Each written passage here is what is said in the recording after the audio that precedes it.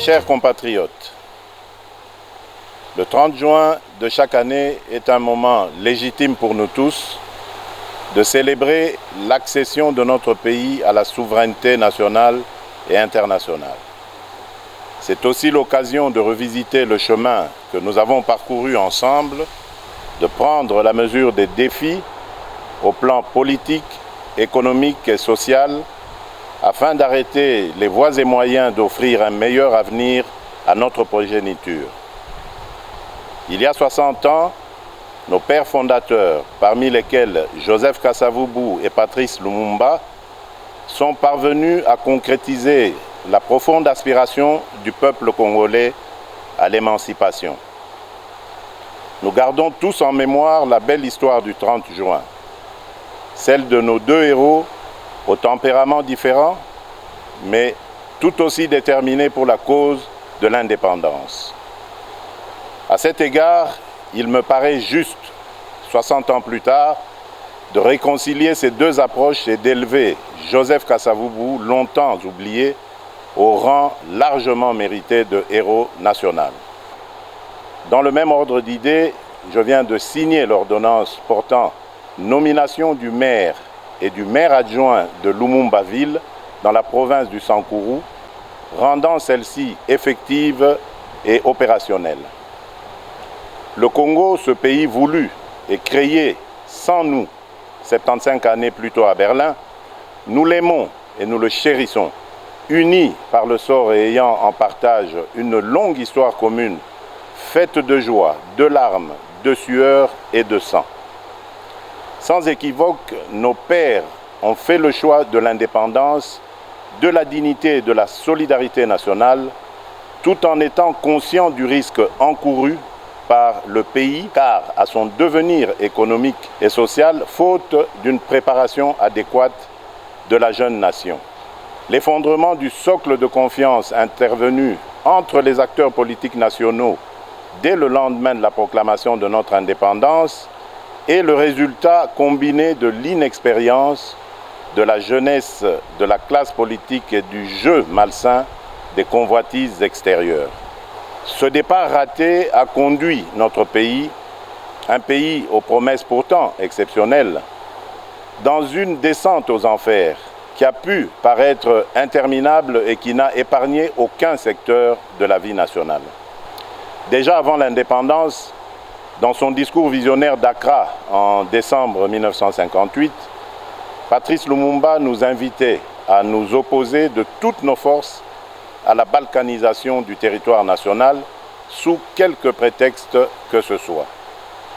Effectivement, comme un serpent de mer, la menace de la balkanisation aura traversé l'histoire de ces 60 dernières années, la rendant tumultueuse et trouble sous l'instigation de puissances extérieures en complicité avec des enfants du pays et des pays voisins.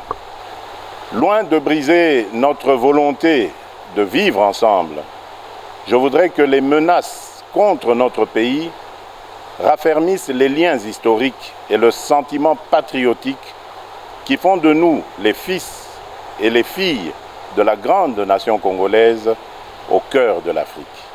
Très chers compatriotes, au combat pour l'indépendance s'est substitué un combat pour la démocratie, les libertés fondamentales et le progrès social, comme si, après l'indépendance, le peuple du Congo avait troqué une soumission externe contre une soumission interne.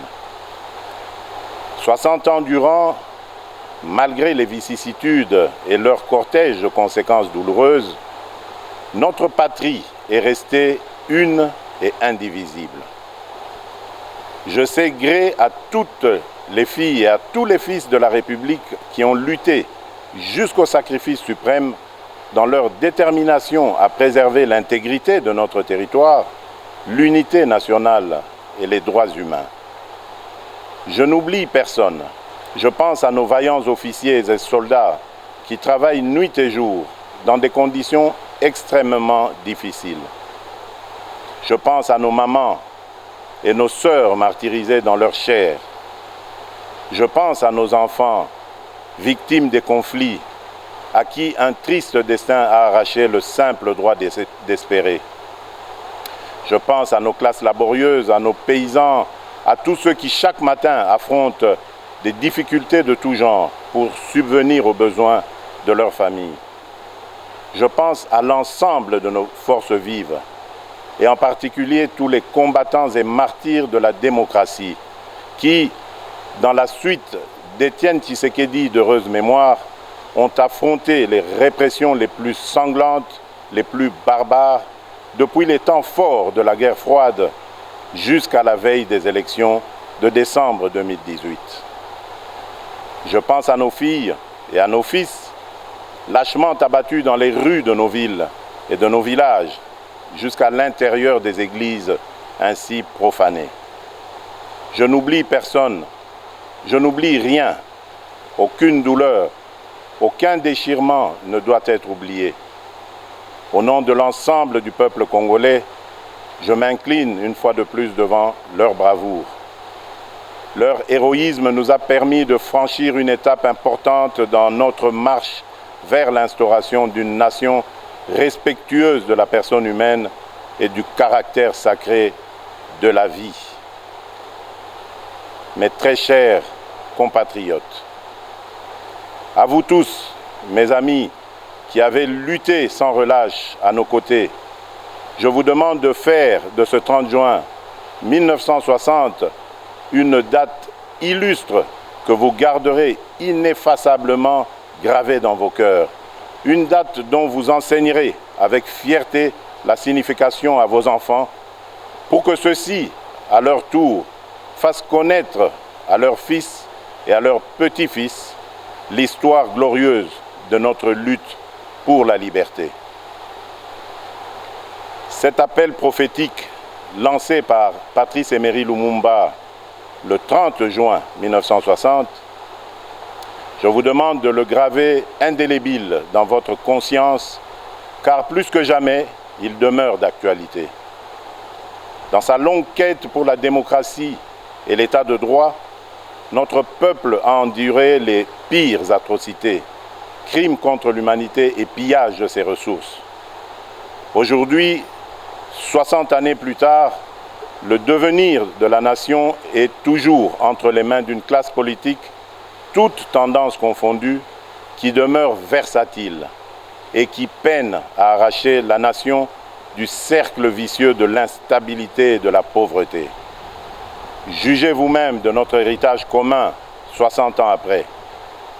Alors que le revenu moyen par habitant était de 1 000 $ américains en 1960, il est estimé à 400 $ américains aujourd'hui, en termes constants. Autrement dit, le Congolais moyen a perdu 60% de sa richesse au cours des 60 dernières années. Notre pays est paradoxalement aujourd'hui l'un des pays les plus pauvres du continent, alors qu'il fut l'un des plus riches il y a 60 ans. Notre réseau routier ne représente plus que 10% de ce qu'il était en 1960 et le réseau ferroviaire que 20%. Mes chers compatriotes, au lendemain de mon accession à la magistrature suprême, me conformant à mes obligations constitutionnelles et m'acquittant de mon devoir de redevabilité, j'ai prononcé le 13 décembre 2019 un discours sur l'état de la nation devant les chambres du Parlement réunies en congrès. Devant les honorables députés et sénateurs, j'ai eu l'honneur et la fierté de faire un tour d'horizon complet des principaux secteurs de la vie nationale autour des actions prioritaires de mon quinquennat contenues dans le programme du gouvernement. Il s'agit sur le plan politique du rétablissement de la paix et de l'instauration d'un état de droit. Sur le plan social, il y a notamment la gratuité de l'enseignement, la couverture sanitaire universelle et les logements sociaux. Sur le plan économique, La priorité a été donnée à l'accès à l'électricité et à l'eau potable, aux infrastructures et à la transformation structurelle de l'économie par sa diversification. Mes chers compatriotes, au moment où nous célébrons le 60e anniversaire de notre indépendance, je note que des pas importants ont été franchis. À l'est du pays, au nord et au sud Kivu, les groupes armés locaux et étrangers ont subi ces derniers mois une forte pression et enregistré de lourdes pertes. Plusieurs combattants issus de leur rang ont été soit capturés, soit démobilisés ou arrêtés, soit rapatriés dans leur pays d'origine. Les ADF sont à ce jour nettement affaiblis et délogés de tous leurs sanctuaires dans le territoire de Béni. L'armée réussit à déjouer plusieurs attaques terroristes de cette force du mal qui, de manière très isolée, mène des attaques ciblées contre les populations civiles. Je salue les efforts de nos officiers et de nos troupes sur le terrain et ma détermination d'en finir reste vive. En Ituri, le FRPI est engagé dans le processus de désarmement, de mobilisation et de réinsertion en cours de mise en œuvre. Ceci après la signature d'un accord de paix avec le gouvernement. Dans l'ensemble, des mesures non militaires sont davantage requises pour une meilleure mobilisation des communautés locales dans la lutte contre les forces négatives. Je réitère mon appel à tous les autres groupes armés afin de déposer les armes et de choisir la voie de la paix, sous peine de s'exposer aux sanctions coercitives de l'armée et à des poursuites judiciaires. Je condamne fermement les massacres des populations par des miliciens en Ituri, au nord et au sud Kivu. Tout en exprimant ma compassion aux familles durement touchées par cette barbarie ignoble, je les assure que ceci ne restera pas impuni.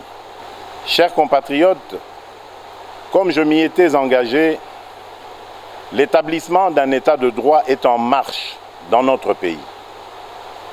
Le citoyen congolais a retrouvé la pleine jouissance de ses libertés fondamentales, de manifester, de résider dans son pays, de ne pas être arrêté pour des raisons politiques. La justice recouvre peu à peu son indépendance. Les avancées enregistrées l'ont été au prix de sacrifices extrêmes. Elles ne peuvent être annihilées par des manœuvres d'arrière-garde qui s'observent chez certains de vouloir légiférer pour déposséder le Conseil supérieur de la magistrature du pouvoir judiciaire qu'il détient pourtant par la Constitution. Point n'est besoin de vous rappeler que la justice élève une nation. La justice est pour un état de droit ce que le sang est pour le corps humain. Voilà pourquoi j'estime que les réformes dans ce secteur doivent être dictées non pas par le souci de s'assurer une protection d'une personne ou d'un groupe de personnes, mais plutôt par le souci d'apporter plus d'efficacité et d'efficience au fonctionnement de la justice. En considération de ces éléments, je n'accepterai sous aucun prétexte des réformes dans ce secteur qui, par leur nature et contenu, viendraient porter atteinte à des principes fondamentaux régissant la justice telle que prévue dans notre Constitution, notamment l'indépendance du pouvoir judiciaire, du pouvoir législatif et du pouvoir exécutif, le pouvoir régalien de nomination des magistrats, la gestion du pouvoir judiciaire confiée au Conseil supérieur de la magistrature et bien d'autres. Je m'étais également engagé à rendre l'enseignement de base obligatoire et gratuit pour tous. À ce jour, fréquenter l'école est devenu une réalité pour nos enfants, quelles que soient leurs conditions sociales. En effet, jusqu'à la rentrée de 2019, notre pays était l'un des derniers au monde où l'école primaire était encore payante. Les parents finançaient les 2/3 des coûts de scolarité et 4 millions d'enfants n'étaient pas scolarisés en 2018 parce que les parents devaient choisir entre les nourrir ou les faire étudier. Depuis que nous avons lancé cette grande réforme pour la gratuité, 2,5 millions d'enfants supplémentaires ont pu retrouver le chemin de l'école. Cependant, cet engouement salutaire met en exergue 2 autres importants défis que nous devons relever. Celui des infrastructures d'accueil et celui de la qualité de l'enseignement. Quelles qu'en soient les difficultés, nous sommes sur la bonne voie et nous restons déterminés. Nous pouvons nous réjouir de bénéficier du concours sans précédent de la solidarité internationale pour la prise en charge de cette réforme dont le coût est supérieur à $1 milliard par an. Mais il nous faudra davantage mobiliser nos ressources internes à travers l'impôt pour soutenir à long terme l'éducation de nos enfants. Il s'agit d'une responsabilité collective et prioritaire qui doit interpeller chaque citoyen.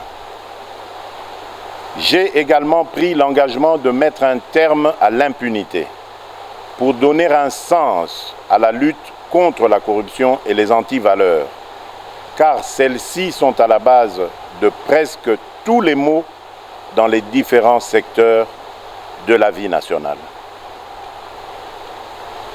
Quelques mois après mon avènement, des ministres du gouvernement central et des ministres provinciaux ont été suspendus de leurs fonctions, déférés devant la justice et condamnés pour des faits de corruption et d'abus d'autorité. Aussi, ai-je à cet égard créé par ordonnance datée du 28 mars dernier une agence de prévention et de lutte contre la corruption, en abrégé APLC, qui a pour mission de prévenir et de lutter contre la corruption qui gangrène le pays en amont de l'action des institutions judiciaires. Sur le plan économique, j'ai fait de l'accès à l'électricité une priorité. Plusieurs projets publics et privés sont en cours de démarrage, notamment une centrale solaire de 1000 MW à Kinshasa et d'autres à l'intérieur du pays. En outre, au-delà des conférences et débats publics sur la question, le méga-projet du Grand Tinga est au cœur des transactions susceptibles de lui donner un coup d'accélérateur inespéré. Mes chers compatriotes, le courage, disait Jaurès, c'est d'aller à l'idéal et de comprendre le réel. Notre pays a failli à son devoir de donner à la jeunesse une perspective crédible, autre que de vouloir s'agglutiner au sein des institutions politiques et publiques, comme si leur avenir n'existait qu'en faisant de la politique. En 60 années, nous avons progressivement laissé notre classe politique se transformer en une sorte de mafia. Et nous en avons fait le principal modèle de réussite pour cette jeunesse. Il est temps de changer de paradigme et de créer les conditions qui permettront à nos jeunes de devenir les principaux créateurs de richesses dans notre pays. Cette jeunesse talentueuse, pleine d'énergie et avide de savoir, pour laquelle nous avons engagé le pays dans la transformation digitale à travers l'ambitieux plan national du numérique Horizon 2025. Depuis l'indépendance jusqu'à ce jour, notre pratique de la politique a eu pour principal effet de diluer l'efficacité, de diluer les responsabilités et au final de desservir au lieu de servir. La lutte contre l'impunité, contre la corruption et les antivaleurs constitue les éléments centraux de ma stratégie, sans lesquels tout réel espoir de changement est impossible. Mais dès lors que nous avons en toute conscience choisi de privilégier la réconciliation nationale pour mieux construire l'avenir et préserver la paix, la lutte contre l'impunité ne doit en aucun cas se transformer en vengeance ni en chasse aux sorcières. De même, aucune réconciliation crédible ne peut être envisagée si nous continuons avec les pratiques anciennes de la corruption, de la ruse et du crime. L'engagement que j'ai pris devant vous, devant ma conscience et devant Dieu, c'est de donner la chance à tous les Congolais, sans exclusive, d'envisager l'avenir en toute liberté et en toute quiétude, mais sur de nouvelles bases morales.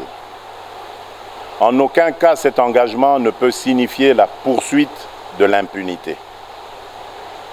M'inspirant des Saintes Écritures, mon objectif n'est pas de voir les méchants périr, mais plutôt qu'ils changent, qu'ils soient sauvés et que le pays tout entier s'en réjouisse.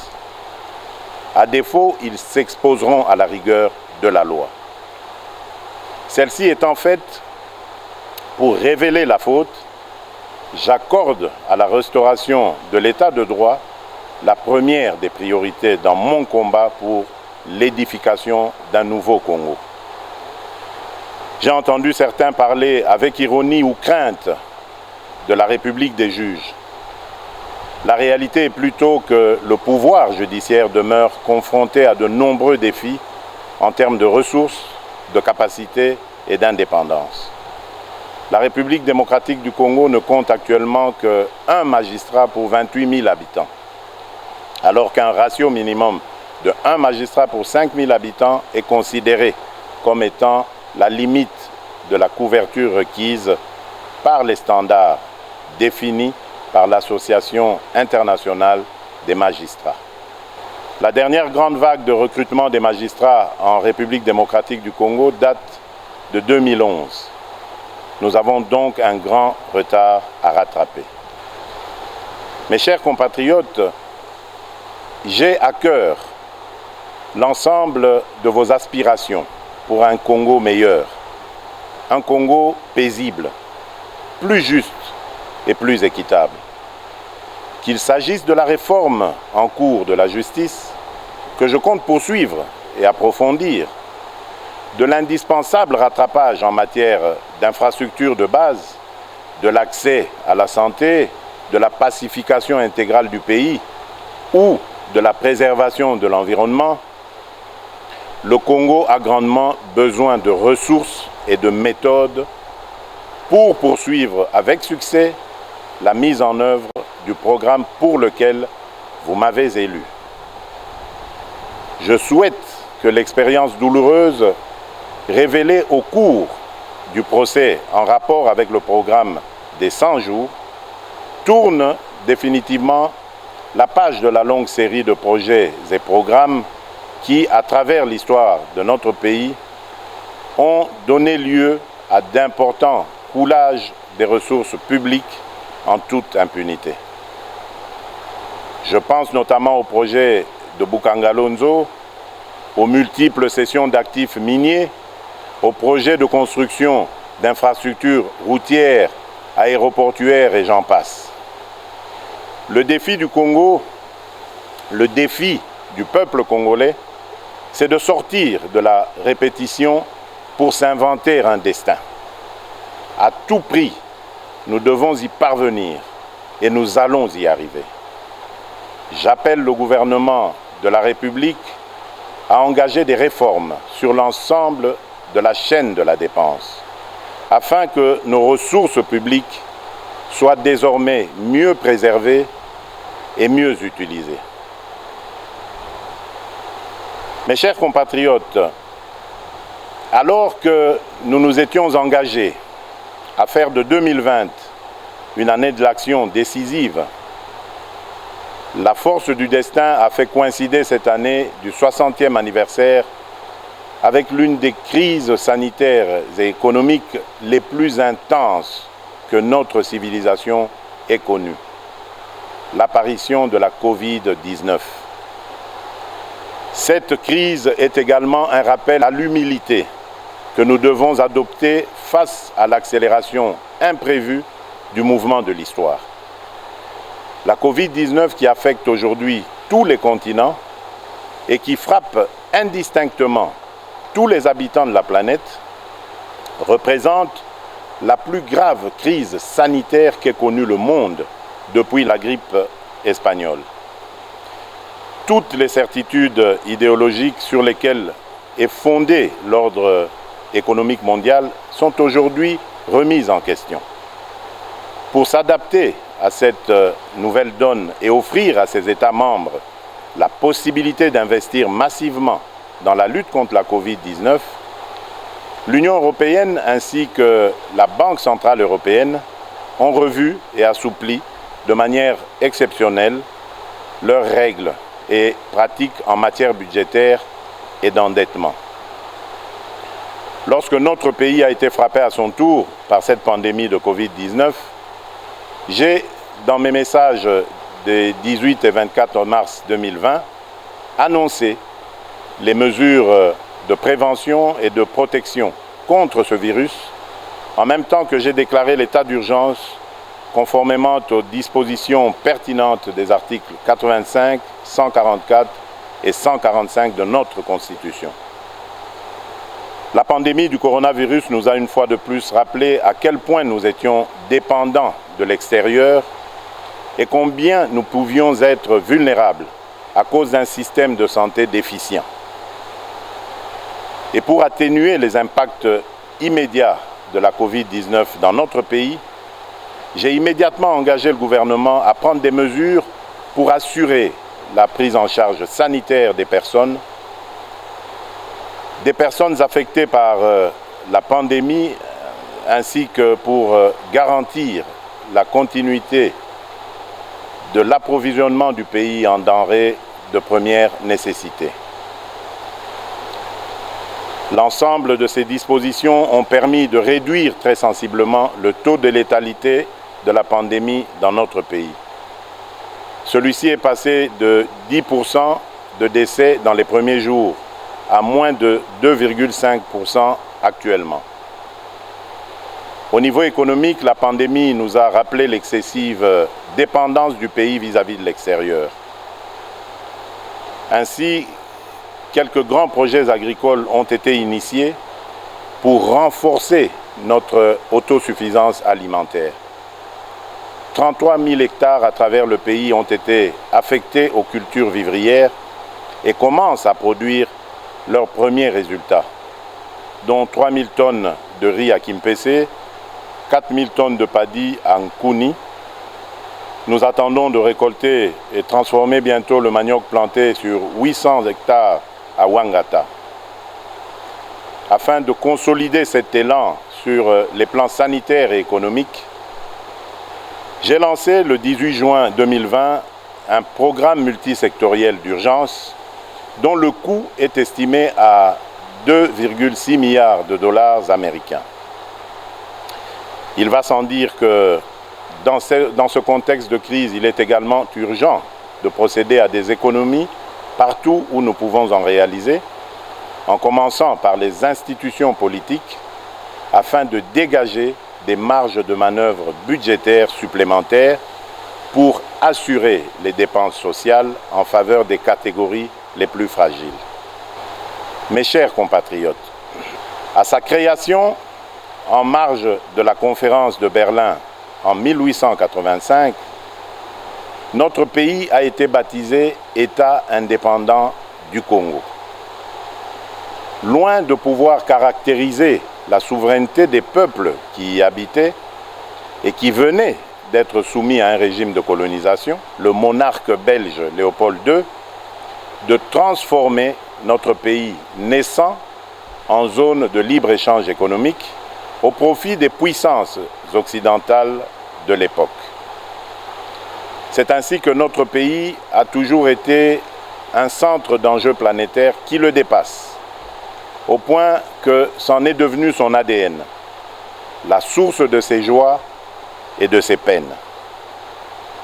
C'est pourquoi, tirant les leçons de l'histoire, j'ai résolument engagé la République dans la voie de l'ouverture internationale. dans l'unique but de préserver les intérêts supérieurs de mon pays et de mon peuple. C'est dans ce contexte que j'estime nécessaire que notre histoire commune avec la Belgique et son peuple soit racontée à nos enfants en République démocratique du Congo ainsi qu'en Belgique sur la base d'un travail scientifique réalisé par les historiens des deux pays. Mais le plus important pour l'avenir, c'est de bâtir des relations harmonieuses avec la Belgique, parce qu'au-delà des stigmates de l'histoire, les deux peuples ont su construire une relation forte que j'ai pu vivre personnellement lors de mon exil en Belgique, mon autre Congo. C'est ainsi que, n'eût été la pandémie de la Covid-19, j'avais prévu de commémorer les 60 ans de notre indépendance ici à Kinshasa, avec comme invité spécial le roi Philippe de Belgique, qui, tout comme moi, cherche à renforcer les liens entre nos deux pays sans renier notre passé commun, mais dans l'objectif de préparer un avenir radieux et harmonieux au profit de nos deux peuples. J'ai parcouru le monde durant ces 17 derniers mois pour porter mon message, que dis-je, notre message, celui de l'aspiration du peuple congolais à la paix, une paix sincère et durable avec tous, dans le cadre d'une coopération économique fondée sur des intérêts mutuels bien compris. J'ai reçu partout un accueil enthousiaste, parfois au-delà de mes attentes. Et la voix de la République démocratique du Congo dans le concert des nations compte désormais plus qu'avant. Notre pays, naguère victime de guerres d'agression, assure désormais des médiations de paix et offre ses bons offices, notamment entre l'Égypte et l'Éthiopie, en rapport avec le différend relatif aux eaux du bassin du Nil, ou encore aux côtés de l'Angola pour la recherche de la paix entre le Rwanda et l'Ouganda dans l'intérêt de la paix dans l'ensemble de la sous-région des Grands Lacs. Mes nombreux déplacements ont également hissé la coopération au développement en faveur de la République démocratique du Congo à un niveau sans précédent.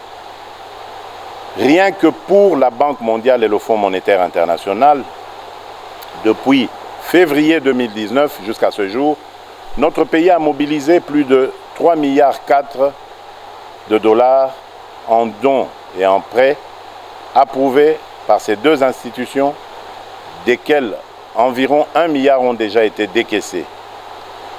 Au niveau bilatéral, les nouveaux engagements financiers générés en faveur du Congo à la suite de cette intense activité diplomatique dépassent le milliard de dollars, dont plus de 600 millions rien que pour les États-Unis d'Amérique, pays avec lequel nous avons établi une relation privilégiée et stratégique.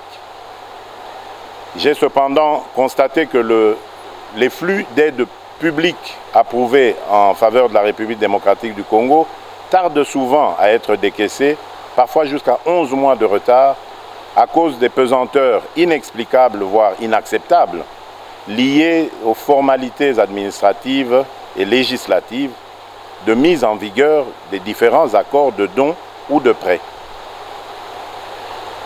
L'urgence de nos défis économiques et humains ne peut continuer de s'accommoder de tels atermoiements funestes. Mes chers compatriotes, je suis bien conscient que dans votre fierté légendaire, vous ne pouvez vous contenter d'une situation de dépendance structurelle à l'aide publique internationale. C'est pourquoi je nous invite à concentrer l'essentiel de notre fierté nationale à promouvoir le sens de la valeur du travail, la création de la richesse, le paiement d'un impôt juste et l'exercice de la solidarité nationale. Mes très chers compatriotes, alors que l'œuvre du redressement de notre pays postule le rassemblement de toute la nation autour de l'essentiel. Nous devons affronter en même temps les contingences imposées par cette expérience inédite de coalition politique formant la majorité.